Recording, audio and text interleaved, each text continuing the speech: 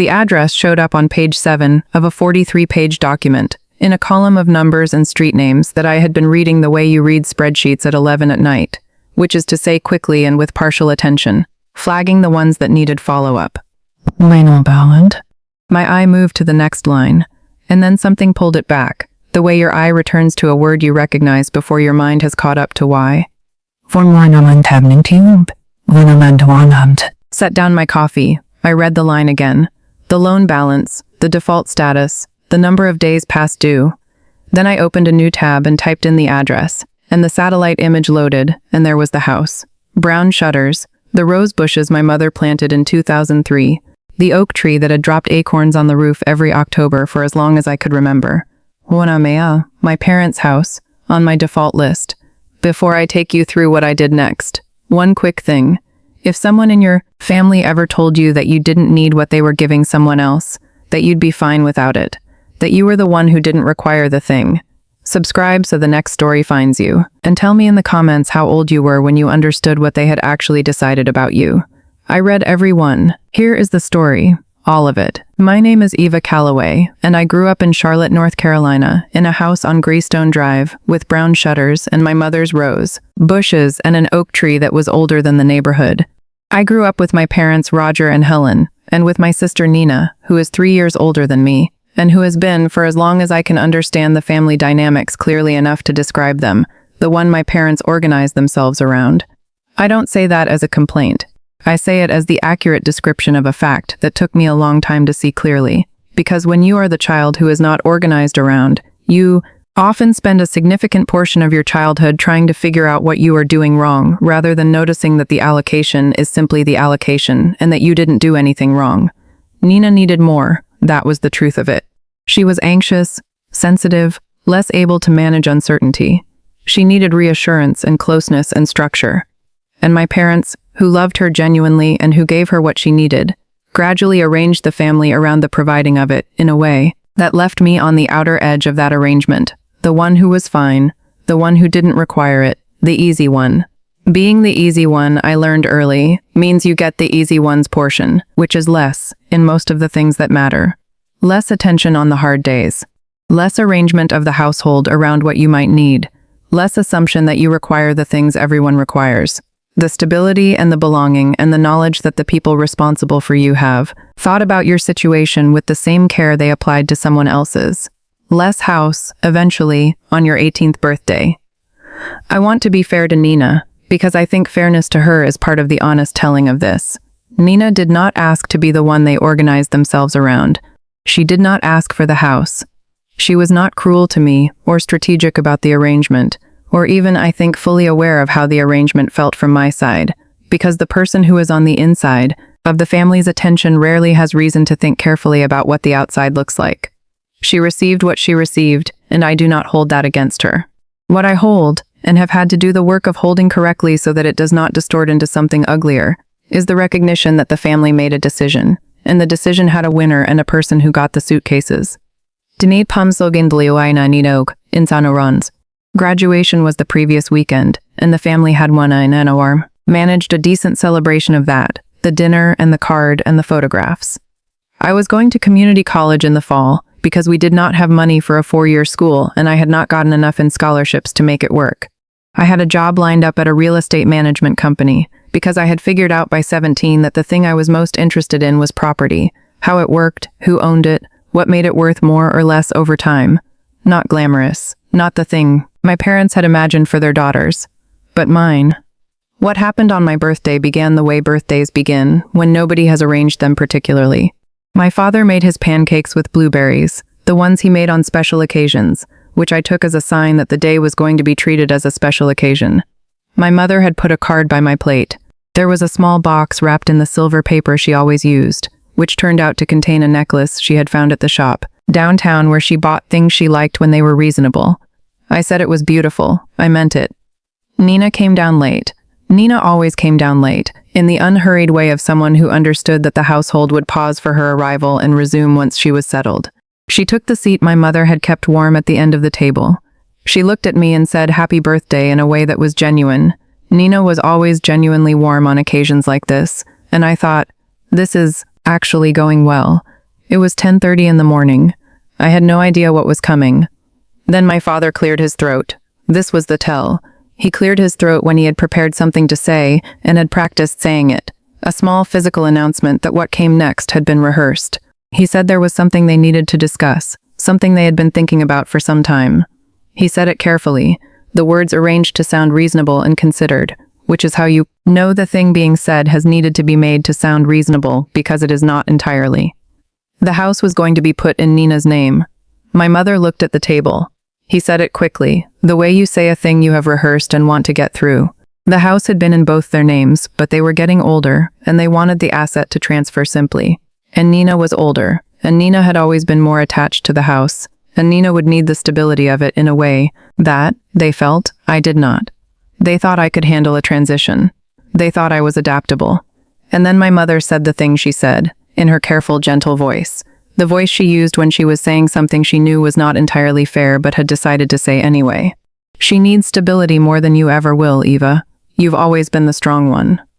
I have thought about that sentence for 8 years. Not with bitterness, exactly, but with attention. The way you think about a sentence that had real consequences and deserves to be understood clearly. You've always been the strong one. Here is what the sentence was doing. It was not a compliment. It was dressed as a compliment. It wore the shape of admiration for my resilience, but its actual function was to close the conversation, to make the redistribution feel like a recognition of my qualities, rather than a decision made at my expense, to suggest that my receiving less was somehow connected to my having more, which is a logic that doesn't actually hold together if you sit with it for 30 seconds, but which nobody was expected to sit with for 30 seconds because the pancakes were on the table and the card was by my plate, and the necklace was already in my hands. You've always been the strong one means, we have decided you can handle this. It means, your ability to manage difficulty is the reason we are asking you to manage this difficulty. It means, your resilience is convenient for us right now. I did not understand all of this at 18. I understand it now, and I am not angry about it, but I am precise about it, because precision is how you stop carrying things that were never yours to carry. I said okay, not as agreement, as the end of the conversation, which is what okay means when it is said in that specific tone, flat and quiet, meaning I understand that we have reached the end, and that nothing I say from this point will change the outcome. I went upstairs. I took the 2 suitcases from the closet where I had put them after the graduation trip. They still had the luggage tags on them from the beach. And I set them on the bed and opened them and started filling them with the things that were mine. Clothes, books, the small things that accumulate on shelves over 18 years of living in a room. I was methodical about it. I did not cry until I was in the car, and even then it was brief. The specific brief cry of a person who is processing something on a timeline and cannot afford to take as long as the thing actually deserves. Out of the house by 3 in the afternoon, moved into a shared apartment 2 miles away, a room barely large enough for a bed and a desk. That was all I needed. I intended to spend most of my time not in it. Here is what I did in the 8 years between my 18th birthday and the night the address showed up on page 7. I will tell it quickly because the detail of it is not the point, but I want you to understand the shape of it. The real estate management job was my education, and I treated it that way from the first week. I showed up early and stayed late and asked questions of every person who would answer them. I learned how buildings work from the inside, which is the only way to actually learn it. The systems, the maintenance cycles, where money leaks out of a property and where it builds, the relationship between deferred upkeep and long-term value, the difference between an owner who is building equity and an owner who is eroding it while thinking they're maintaining it. I learned to read a property the way a doctor learns to read a patient, by building a mental model and then testing it against what actually happens over time. At 20, I bought my first property. It was a 1-bedroom condo in a neighborhood in East Charlotte that most people in my office considered marginal. I had spent 6 months studying that neighborhood before I committed, understanding the infrastructure investment patterns and the permit applications and the kind of small signals that precede desirability before anyone has named the neighborhood correctly. I put every dollar I had saved into the down payment and moved into it and spent 2 years improving it the way you improve something when you live in it, attentively and with a long view. When I sold it at 22, I had made 31%. That 31% became the foundation of everything after. The first property became 2, the 2 became 4, the 4 became 7. I want to be direct about what drove this, because I have heard the word lucky used about property investment, and I want to be precise. I was not lucky. Luck is randomness moving in your favor. What I was doing was not random. It was the result of obsessive study and careful decision-making, and the willingness to hold a position when other people were selling, and to sell when other people were holding, which requires knowing more than the people you are disagreeing with, which requires doing the work that would produce that knowledge. I made decisions slowly, sometimes agonizingly slowly, because the decision mattered, and I did not take decisions that mattered casually. And I executed them fast, because once a decision was made, the hesitation was expensive, and the action was not. I reinvested everything. I lived below my means every year for 8 years. I was getting better at all of it, with every cycle, which is what compound learning produces when you practice it as deliberately as compound interest. At 24, I had a small portfolio, and a growing reputation in Charlotte's mid-market as someone who understood distressed assets, properties other people found complicated or difficult, and which I had learned to read as opportunities. At 26, I incorporated Callaway Property Group and brought on 2 partners, Marcus, who understood commercial lending in ways I hadn't mastered yet, and Diane, who had a construction background and could assess rehabilitation costs in her head walking through a property.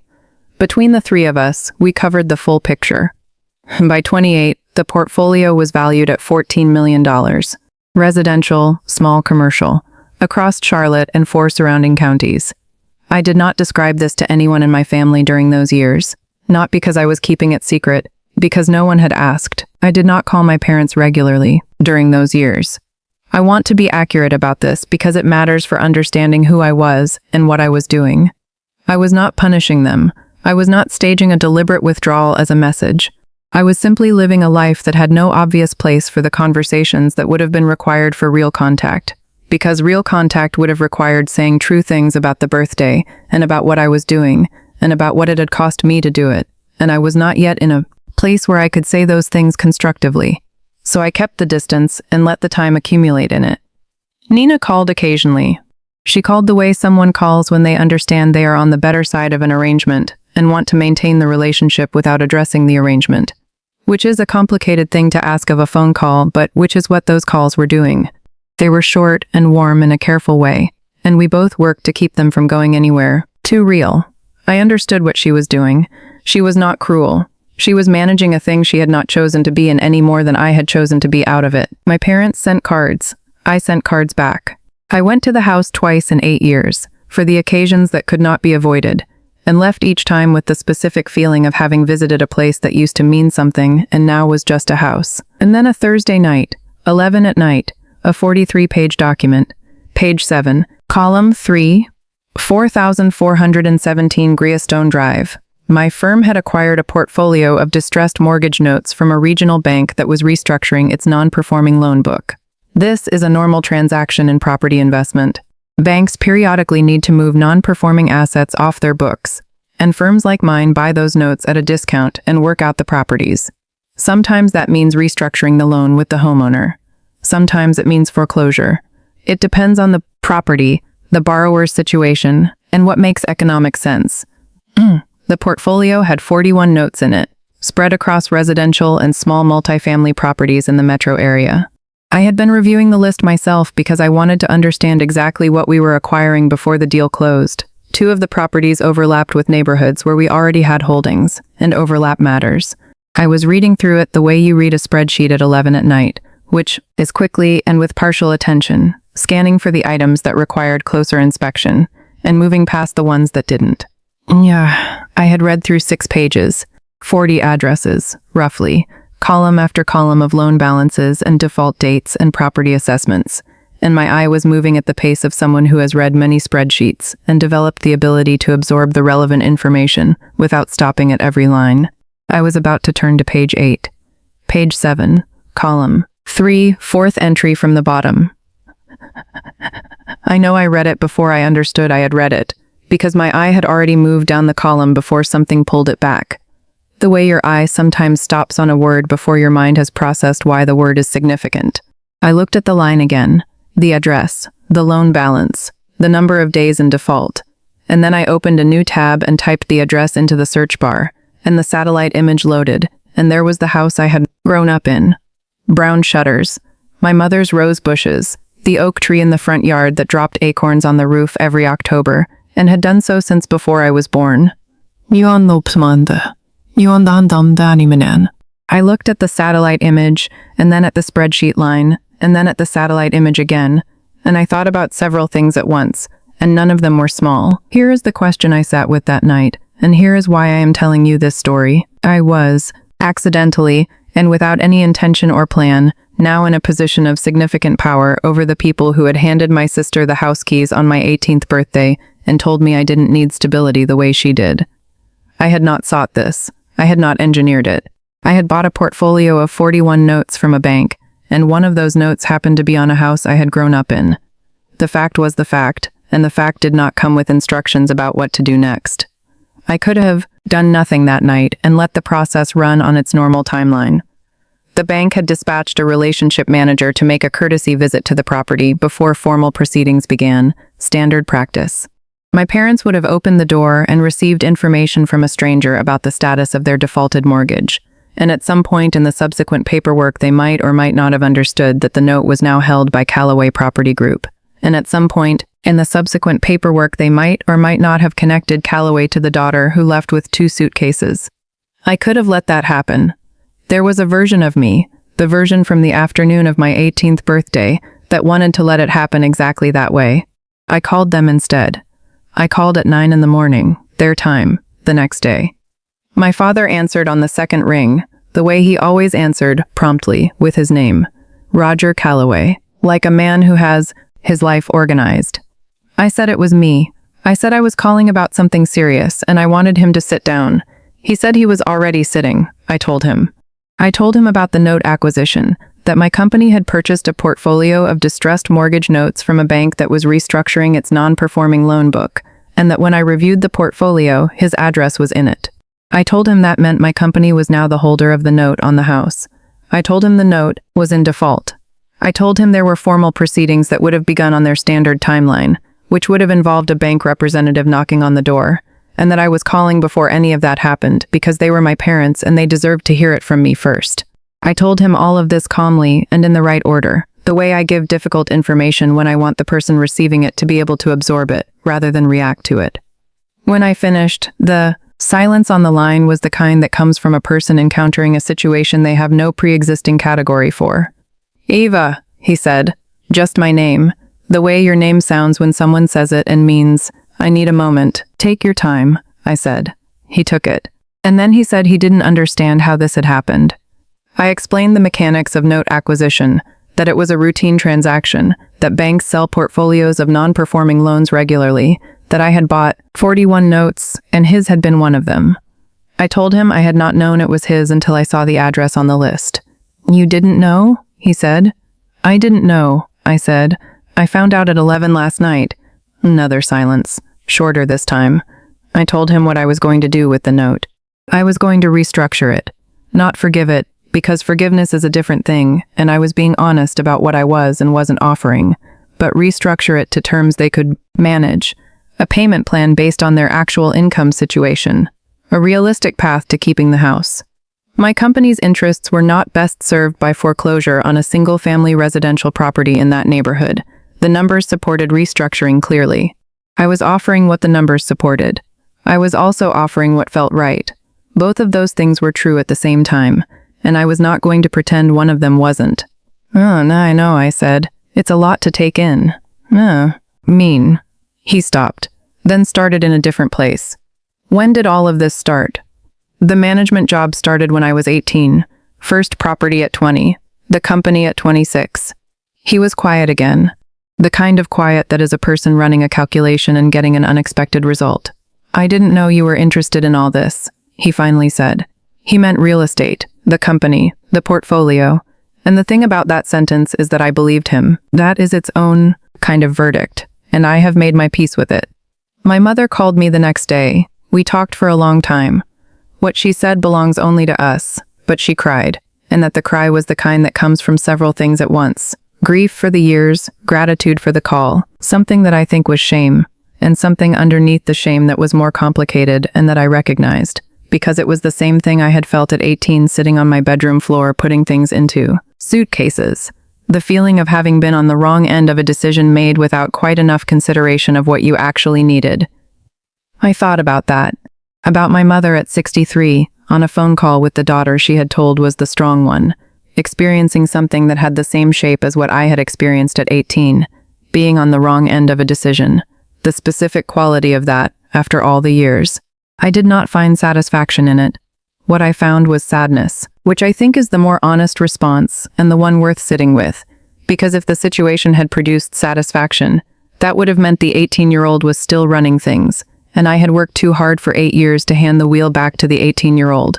The moment taught me something, not about my mother, not about the family, but about power, about what it does to you when you have it over someone who hurt you, about how the choice you make in that moment is one of the most clarifying things about who you have actually become. The note was restructured.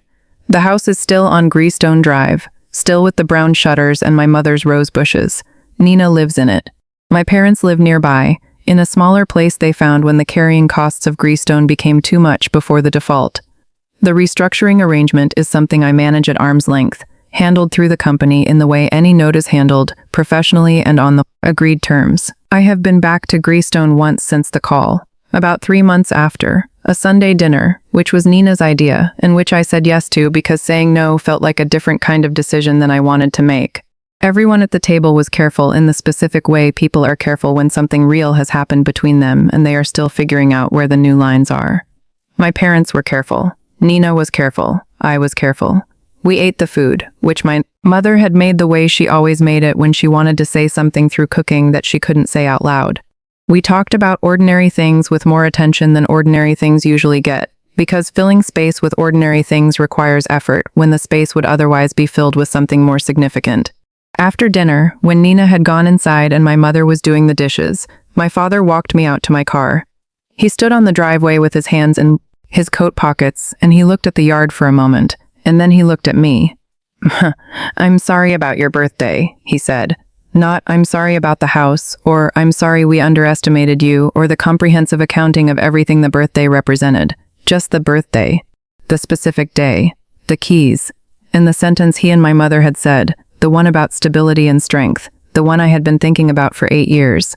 He didn't mention the sentence, but the birthday contained it, and he knew it, and I knew he knew it. "Thank you," I said. I meant it. That surprised me a little, that I could mean it, that the thank you could be real rather than polite. But it was real. The apology was not complete, and it was late, and it did not cover everything it should have covered, and it was still something. In the arithmetic of families, something counts. So here is what I want you to understand from all of this, because this story is about more than a property, portfolio, and a default list, and I want to make sure you hear the right thing. You do not get to choose the allocations of your childhood. You do not choose which parent organizes themselves around you and which one doesn't, or how much of the family's stability and attention and material goods flow in your direction versus someone else's. Those allocations happen to you, and they shape you in ways you are usually the last to understand clearly, because understanding them requires seeing the thing you were inside of from the outside, and that takes time. What you do get to choose is what you build on the other side of it. That is where the story actually is. Not the allocation. The allocation was done to you, and you had no say, and being angry about it is understandable, but being defined by it is optional. The story is the building, the choices. The room barely large enough for a bed and a desk that you decided to treat as a starting place, rather than a punishment. The first property you put every dollar into and then improved for 2 years because you were living in it and you cared about it, and caring about the thing you have is how you build the next thing and the one after that. The 2 suitcases were not a loss. I want to say that clearly, because I think it is the most important thing I know. The 2 suitcases were the beginning of a very specific kind of freedom.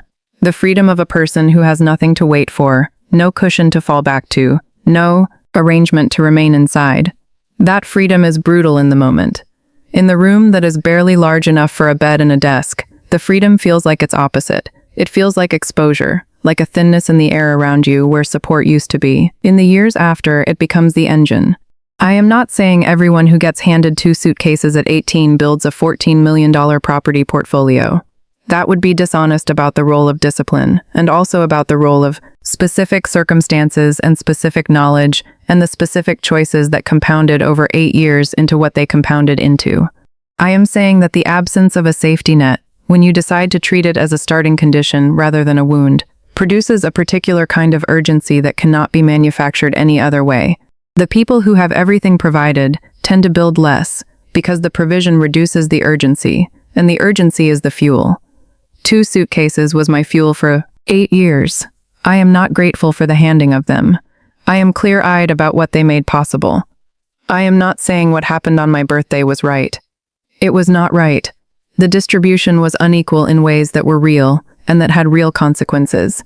I am not going to call it a gift, what they did, because it was not intended as one, and I am not interested in the kind of reframing that serves the people who made the decision more than it serves the person who lived through it. What I am saying is that the 2 suitcases were mine. What I built from them is mine. When I sat at my desk at 11 at night and found my parents' address on page 7 of a 43-page document, the $14 million in that portfolio was mine, entirely and completely mine, earned from nothing but 8 years and the specific choices I made inside them. No inheritance, no foundation, no house that someone handed me, nothing but 2 suitcases and the decision to treat them as the beginning of something rather than the end of something. And that fact, that specific, countable, documented fact, was the clearest possible statement about who I was and who they had said I was. And the distance between those 2 things. You are not the one who doesn't need stability. You are not the easy one who can handle less. You are not the daughter who gets handed the suitcases and wished luck at 18 and is expected to be fine with it. You are the one who builds what they said you didn't need, and then discovers you didn't need their version of it after all. Build it. Keep the ledger clean. Make every decision you would make regardless of who was watching or who would eventually find out about it, because the version of you that makes decisions based on who is watching is not the one who builds something worth $14 million in 8 years. Build from the version of you that simply does what is right, and what is rigorous, and what is yours, and what is yours. And when the address appears on page 7, when the moment arrives, whatever form it takes, where you have power over the people who once handed you the suitcases and wished you luck, decide carefully what to do next, not from the 18-year-old in you. The 18-year-old deserves to be heard, and her grief is real, and you should let her speak in the privacy of your own head. But do not let her make the call. Let the 30-year-old make the call, the one who understands what the 18-year-old couldn't yet, that how you use power over people who hurt you is one of the clearest statements about who you actually are. Call them. Tell the truth before the bank does. Give them what the numbers support, and what is right to give. Do it not because they deserve it, not as a transaction, not to prove anything, but because you are the kind of person who does the right thing even when the wrong thing is available, and would be, in some respects, understandable. That is the whole of the 14 million, not the properties, not the portfolio. The choice you make at 11 at night when you could let the process run on its timeline and nobody would think less of you for it. The choice is the thing. Everything else is just the number. The note on Greystone Drive is current. My parents are in their smaller place nearby. Nina lives in the house that was handed to her, and the house is maintained and the mortgage is performing and the arrangement works. I run it through the company the way I run every other note, professionally and at arm's length, which is how things work correctly when they are run correctly. The house is not a symbol anymore. It is a property in a portfolio that has taken some deliberate mental work to achieve, and I am grateful for the work because what it produced is better than the alternative, which was to let the house remain a symbol and carry the weight of that symbol every time I reviewed the financials.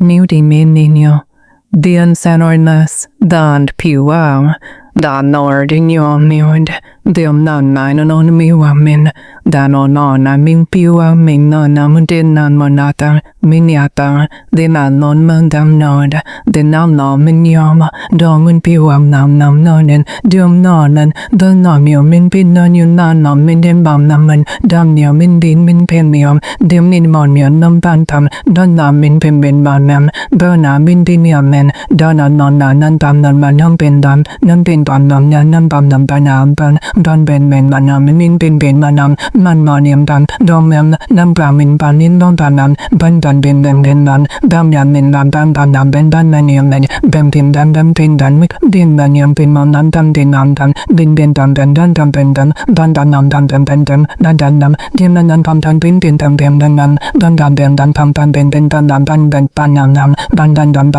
bin pam dan pan dan nam bin nam bin dan ben bam dan pam pam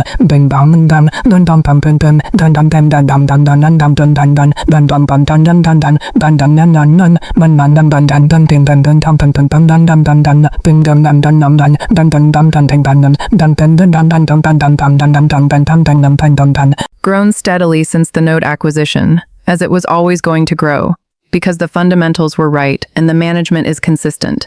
It tends to grow when you manage it correctly, which I do.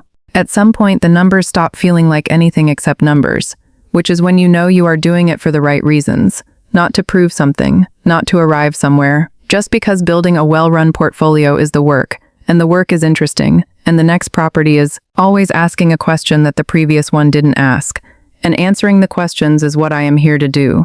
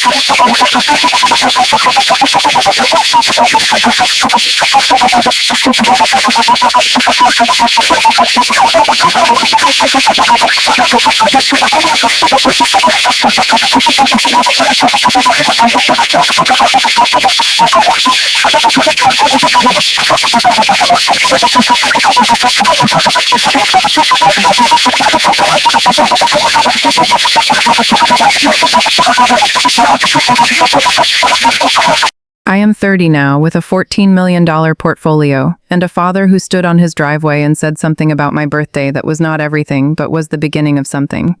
That is where the story is, right now. Ongoing, not finished. If this story reached something in you tonight, subscribe so the next one finds you. Every week there's another one about someone who was handed less and built more, and I would hate for the next one to miss you. And before you go, tell me in the comments what they handed you instead of the house. The 2 suitcases version, what it was, and what you built from it. I'll be down there reading every one.